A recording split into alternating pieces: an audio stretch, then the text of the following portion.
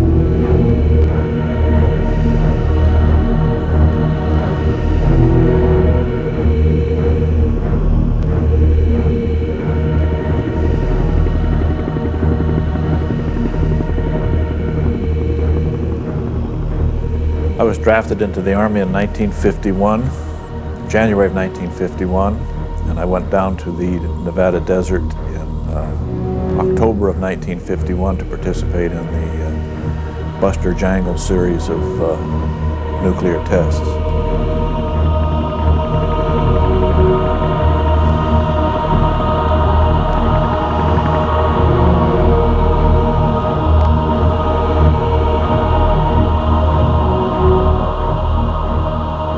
Up until that time, nuclear weapons had been delivered with airplanes, and the war in Korea was going on, and so they had anticipated the use of smaller nuclear weapons, that is, tactical nuclear weapons, ones that could be delivered by artillery shell, for example. And they wanted to know whether soldiers would be able to continue fighting under that kind of situation. They had a whole scenario written down. The Russians had invaded and come ashore in either Northern California, Oregon, or Washington, and were driving south and east, and it was just all of the games that the Pentagon plays, or that they love to play. I was a mechanic and driver in A Company of the 231st Combat Engineer Battalion, which was the organization responsible for building the animal pens and retrieving the demolished and destroyed equipment at the test site and preparing the test site for the various tests.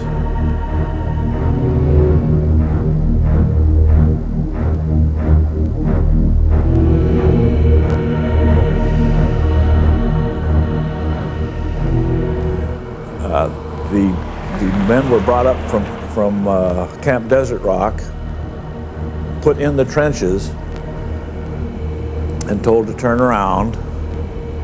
And when the bomb went off, they were told to turn back around to watch, to observe the mushroom cloud as it went up into the air. And then, They were brought out of the trenches and marched towards ground zero.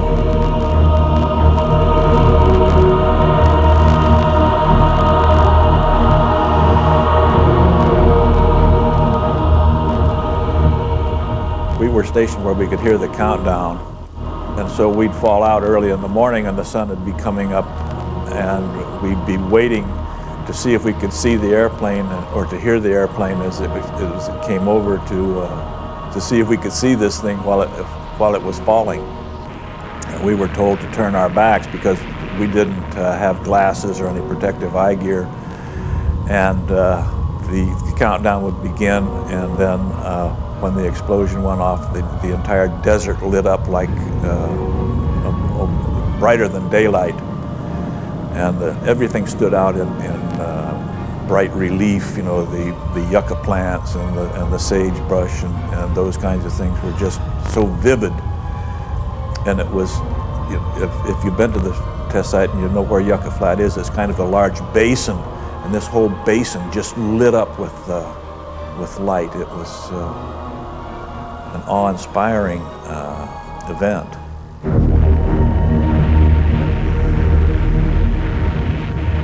When I left the test site, I knew that as human beings, we had the ability to destroy ourselves.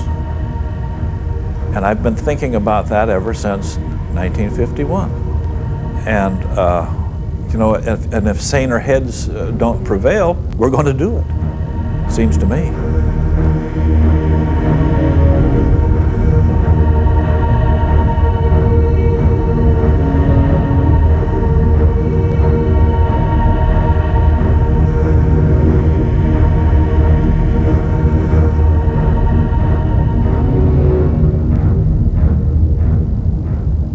I didn't volunteer to go out and be a guinea pig. Originally, they said they picked out some in each company that was there. They said, well, you're due for orientation March 16th at 2 o'clock. You're going to witness atomic explosion. They made me sign a paper. I guess it was some kind of release, but if I, you know, they couldn't make you go, but if you didn't go, you could be court-martialed. So I signed it and went. We went to what they had, the canteen tent, and there was a captain and colonel giving us a rundown a little bit what was going to happen. He said, in no way would we put you in harm's way. He said, so they asked, you know, how much radiation we're going to get. He said, oh, it'd be probably a little less than a regular chest x-ray. I mean, everybody looked around and kind of, you know, snickered. We knew better than that. But anyway, that morning of the 17th, we got in buses and trucks. It was still dark. This was about 4 o'clock in the morning, and we went about 25 miles to the forward area. And I think the blast was detonated at 5:20, and it was still dark. It was an open shot, and we were 2,500 yards from ground zero in a foxhole with no protective gear whatsoever. They told us to crouch down and keep our eyes closed and put our hands over our eyes. But when the blast went off, it was, you know, brighter than day. And I peeked a little bit and I could see the bones in my hand. And then the shock wave went over us, and then it hit off of a mountain, and the back blast was worse than the original shock wave. But then the helicopters went over and we started a simulated attack on ground zero. And halfway there, my feet were getting hot. And I looked down at my combat boots, and the half soles were, you know, curled up, starting to peel off. It was that hot.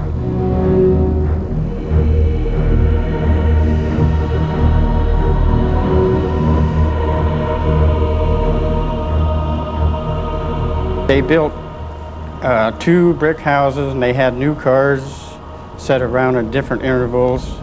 They had sheep and pigs and cattle. And we got within probably 200 yards from the crater of the initial blast. This was a tower shot. And I looked over, I couldn't see anything left of those houses. I looked around and there was some sheep, but their wool was on fire, and there was some pigs running around squealing. And I could see over on my right, a pig just fell over dead. They had planted trees and had cars, and they had mannequins, you know, sitting in the windows, but there was nothing left. Then we marched back to buses and trucks to go back to camp. They did have a Geiger counter. All they did was dust us off and run the Geiger count over. I had a film badge that time and a film badge the second time, but 8 times in the forward area, I didn't have a film badge. My job was, I was on a detail to take tanks and equipment out and put them in designated spots for a shot. Then after the shot, we would go out and drag them back to Camp Mercury for the scientists to evaluate, you know, how much damage and at what interval and how much radiation there was.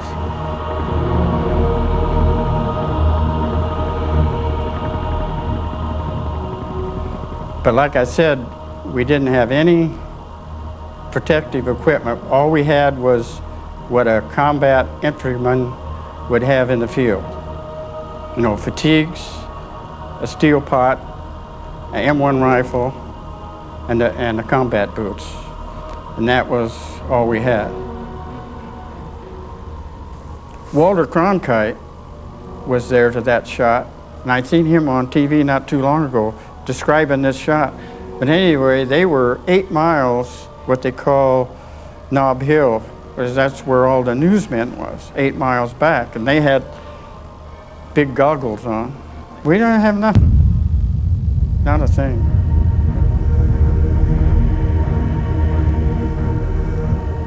Well, I've had lung problems, I've had bleeding stomach, arthritis, gallbladder trouble, urinary tract trouble.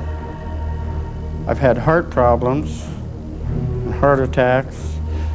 But right after that blast, when I was a guinea pig, the next day I had bleeding gums. And I lost 2 weeks after that, my teeth started getting loose. In fact, I reached in there and one just fell out. And I lost 7 teeth, and I had terrific stomach problems, and then I started hemorrhaging. I had to have stomach surgery. They said it was ulcers, but I know I didn't have any trouble before.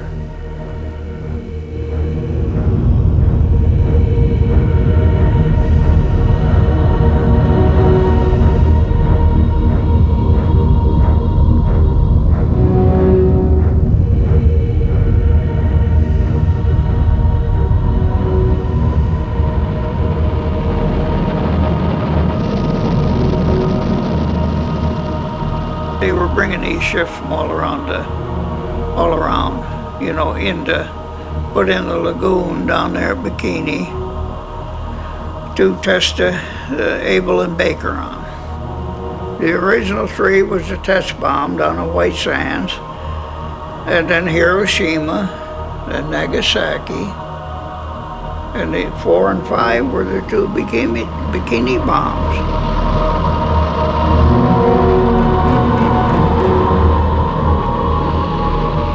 The Nevada was the target ship, and Nevada laid in the center of the target ships.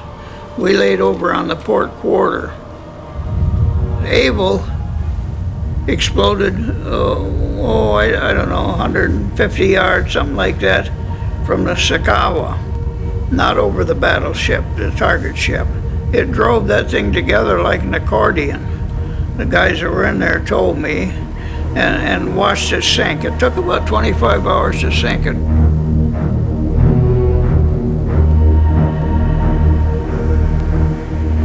I can't remember how many hours after that. Then we went back into the lagoon and proceeded to do what a seagoing tug does. You know, we hauled contaminated stuff out to, I believe, the 40,000 fathom mark and dropped it. This is a seagoing tug now, the ATA 124.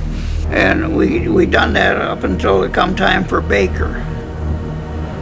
Then when they got all set up for Baker, then we went out, and all the seagoing tugs, you steam around all night in concentric circles until the actual bomb. Now that was the scariest thing I ever saw in my life, because when that Baker exploded and that big mushroom of water and stuff went up in the air, it looked to me, facing it, like it was from here to that door. And I thought that big wall of water was going to come right out and swamp us, and that's from 10 miles away.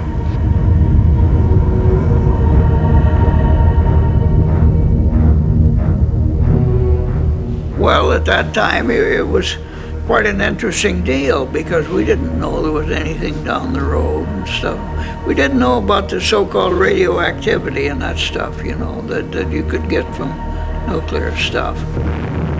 They talk about these badges and stuff that the people wore. I never saw one. I don't know what they looked like. Like I say, with Baker, it just scared the hell out of me. You know, with seeing that big wall of water, but then after it settled down and we steamed back in there, didn't think anything of it.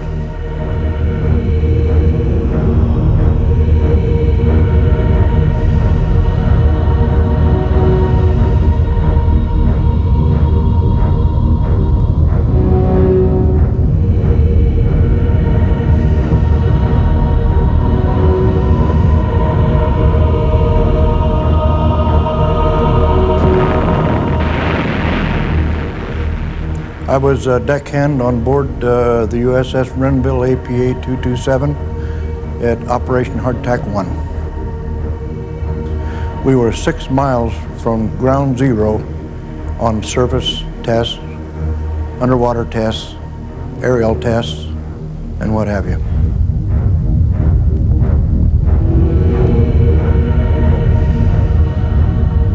There was one ship, it was like a destroyer or destroyer escort, that was 3 of them in a row. One was 1 mile from the point of detonation. The next one was 2 miles, and the next one was 3 miles from the point of detonation. Okay. Now, when this did go off, we went through the procedure of our backs turned to it and hands over our eyes, and there was no other protection. So then we noticed that the first ship that was 1 mile away just left the water. It left it. You could see the horizon underneath the fantail as it went up. And it went past vertical, and then it came down, and that's all we've seen of it. The next one went on up, not quite vertical, which was 2 miles away, and it dropped down, and it kind of bobbed around a little bit, to my recollection, like that, and it just went right on down. And the third one, after the blast was over with, this ship was the only one that was floating. The third one was supposed to be 3 miles away from the point of detonation.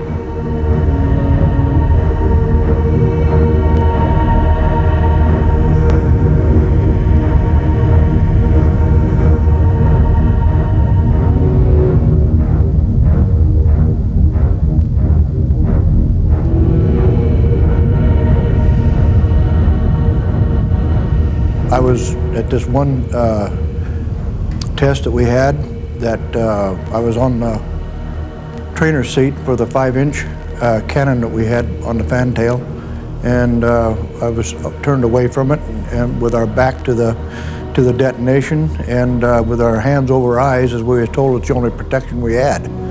And we were at the point of detonation. Well, it was a matter of something like 7.5 seconds or something like that. It was all in that ballpark. And then it hit, and it hit awful hard. And it knocked me clear out of the trainer's seat, down onto the turret, and I rolled off of that down onto the deck, and skidded me up a little bit. But bad, I was a sailor. I jumped up and shook it off.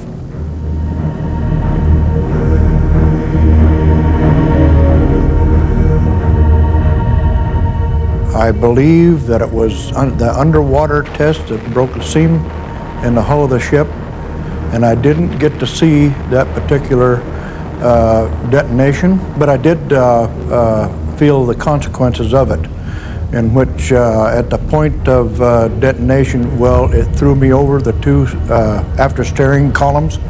It threw me clear over there. I lost my earphones, and I had no control of myself at all.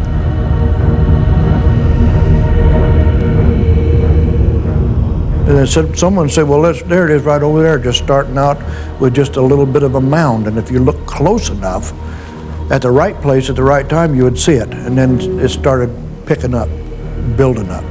The mound started getting bigger and bigger and bigger and bigger. And then all at once, that mound would kind of leave the water. And then it would have a huge, big shaft come up from that, just pulling everything up from the bottom.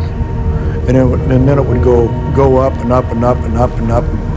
And but I have never seen anything so more beautiful in my life as so many of the different oranges, the yellows, the purples, the greens, the colors, all in that whole thing. It was there.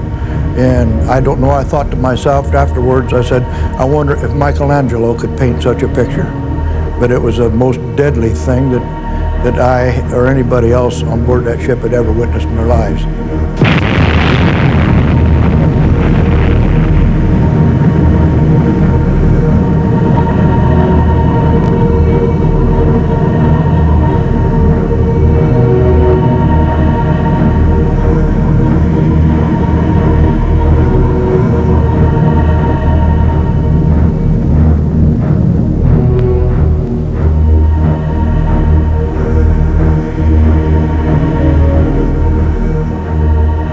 I was in the Navy during Operation Ivy. Our ship was assigned to escort duty when the ship carrying the atomic weapon came out from the West Coast. And we picked it up at Pearl Harbor and escorted it to Eniwetok, and then performed security patrols around the Eniwetok area. We were patrolling the lagoon and the entrances to the lagoon for that, for the possibility of foreign vessels, foreign submarines, anything that might be looking over our shoulders when we were looking at the bomb. There were 4 ships in our squadron. We were the primary anti-submarine, one of the primary anti-submarine vessels. And we did have what we thought was an intruder. At one time they did track it for some time, but they never were able to resolve actually what it was, whether it was a whale or something else. And we did go to general quarters because we were prepared to attack if necessary, if we couldn't bring it to the surface in a peaceful manner, because that was part of our duties. Everybody was creating these ideas that hydrogen is supposed to be one of the most stable elements in the world, type of thing. And he says, well, if they can make this thing go off, what's going to keep the rest of the world from going off at the same time? And we found out that it didn't happen, fortunately, because we were awful close to it if they were going to blow up the whole world.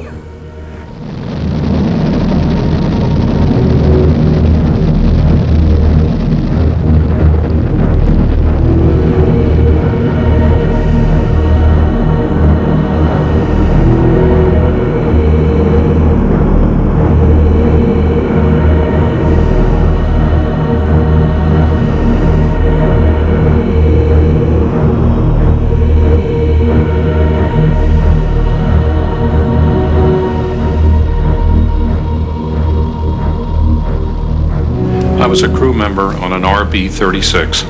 It was a reconnaissance bomber version of the B-36. Instead of having 4 bomb bays, it had 2.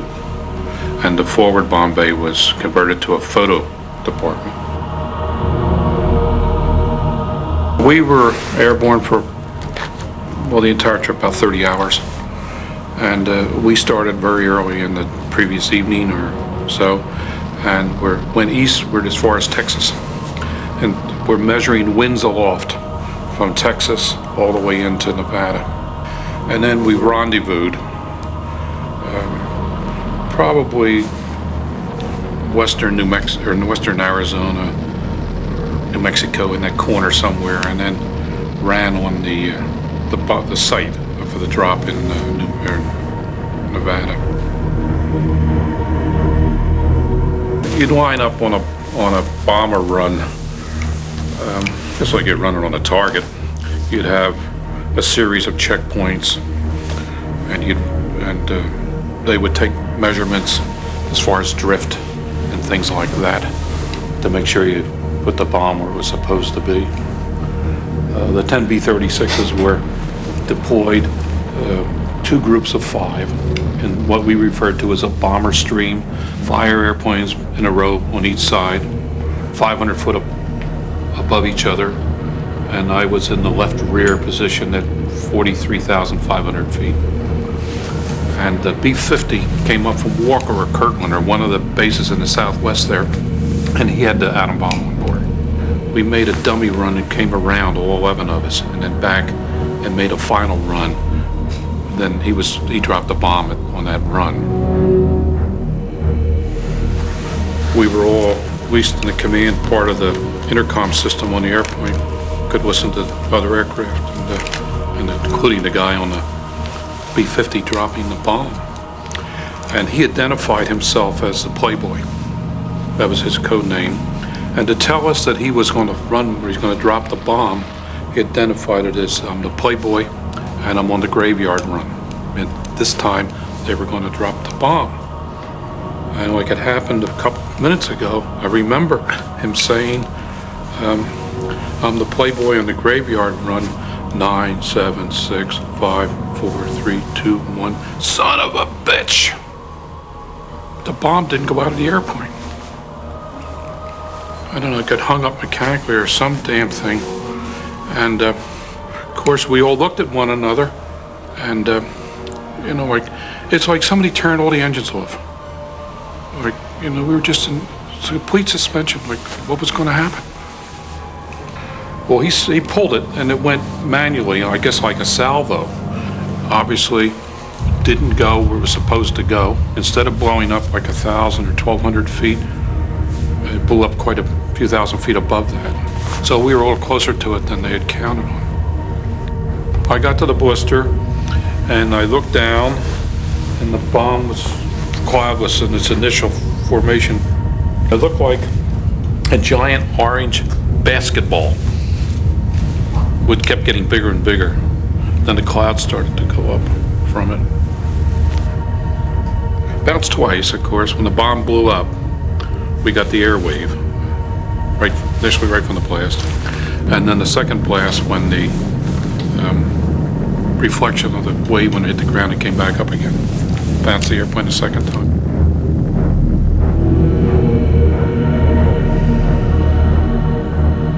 It's the last airplane in the run, in a reconnaissance model with the cameras and all the other gear on board. We were told that the cloud would be about 40,000, 29 as we went by, and 40-something coming back. After we made the big U-turn and headed back for it, the cloud obviously was over 60,000 feet then and going up. My aircraft commander made a decision for which I'm eternally grateful. I'm not going through that cloud. So we made a big sweeping flight around it, but not through it.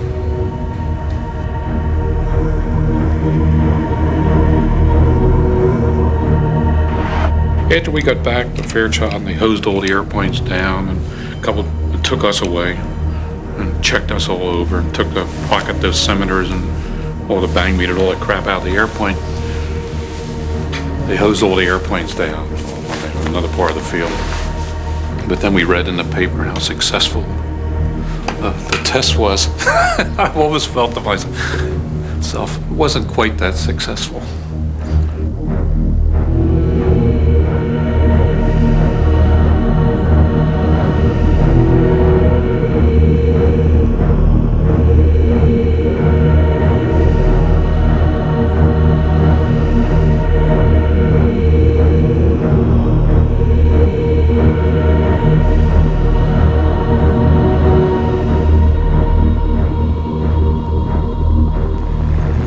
Camp Desert Rock, when we first got there, was just a spot in the sand.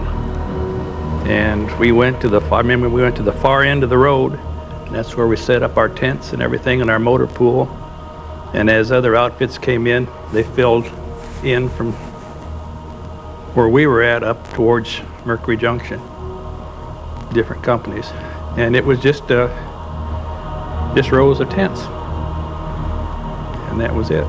It was strictly all just Army troops. There wasn't a lot to do out there. Our outfit was pretty lucky. We got to go on road patrol when your name came up, and we patrolled the highways from Desert Rock to the railhead at Las Vegas with our wreckers and our little trucks and toolboxes and everything, and any military stragglers along the road or breakdowns, why we'd stop, fix them. If we couldn't, well, we would tow them in. First shot that I remember, we were just on an open hillside facing ground zero, and just before the shot was dropped from an airplane, they told us to turn around and put your hands behind your head, put your knees up, and put your head between your knees. And that we did, and you could just feel like a blowtorch going across the back of your neck when the blast went off. And then you could feel the pressure hit you. I remember one guy that was in our outfit, he got excited or something, and he jumped up just before the blast hit, and it just knocked him flat. After the heat wave went by and then the blast and the noise and everything, then we could turn around. They said we could turn around, and I remember seeing the mushroom cloud then. This huge, big mushroom cloud that was beautiful, really, all colors. It was boiling from the outside, up and around and back in the bottom, and going up and up and up, and a big ice cap formed clear over the top of it.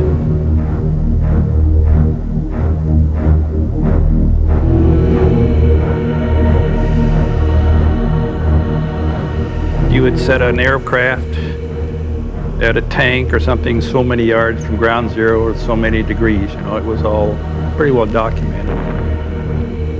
And afterwards, why, they would go back and take what measurements they could. But most of the time it was too hot to get back in there.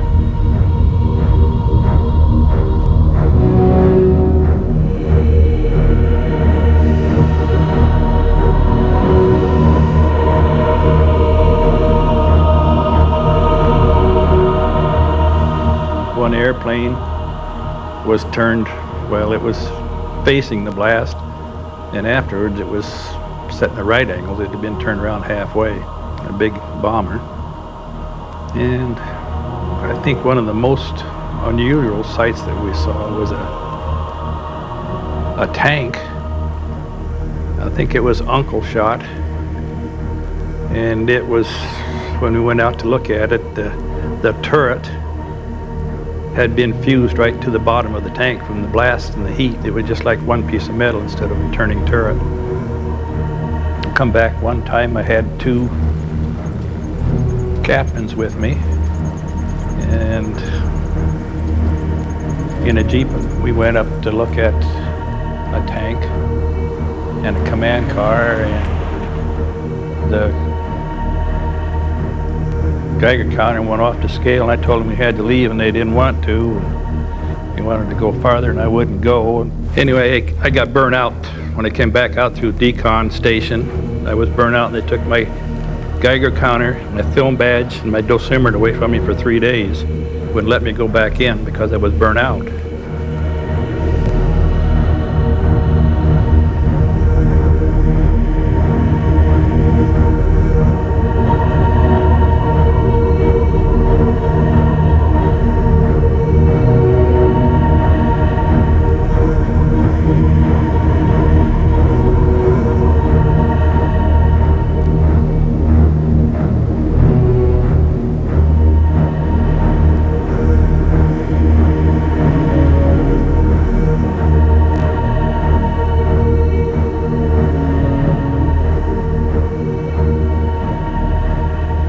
I was on a DER, which is a Destroyer Escort Radar picket ship. And so we were like the secret ships, like the Pueblo that was captured by Korea. We had dual missions, but most of it was weather. And we'd send up weather balloons and track them. And out there also in North Pacific when we were there was for, in case an airplane went down, I was rescued. In '62, shortly after I was aboard that vessel, we were told we were going to participate in this Operation Dominic in the Pacific Joint Task Force 8, is what it was called. The one that I did see, the one that was above us was enough to knock out the communications and light up the islands of Hawaii.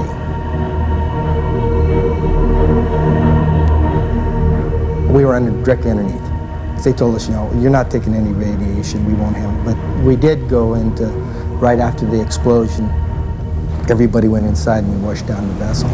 They had piping all around each level with nozzles. And the superstructure and the bridge decks and even up on top of the fly bridge had ways to, nozzles to actually, using salt water, pumping salt water and washing it down.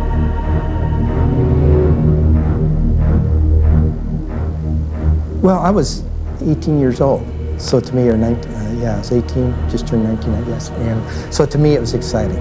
I wanted to participate. I joined the Navy. I wasn't drafted. I wanted to participate in everything. So everything I did was rather exciting. Of course, when you're there and you don't have family or anything else, you have a whole different outlook than the guys that had families. I know there was a lot of apprehension among my shipmates that had families back in Hawaii. There's just fear of the unknown, of what might happen, you know, if something went wrong, or, you know, I think that's part of it. Even after it happened, then there was probably more apprehension after it happened than before. How much radiation are we going to take? How, you know, what's this going to do to us, you know? Is this wash down on the ship going to work? How long does that radiation stay in the air? A lot of questions that we never did get answered. I'd seen explosions on film in Nevada. And so when you think about it and the size of a hydrogen bomb compared to an atom bomb, you know, we sensed it. We knew that this was something that was unique, something that had never been done before. An explosion that high and that big. So yeah, there was a real sense of power, that of the destruction capabilities of what it could do.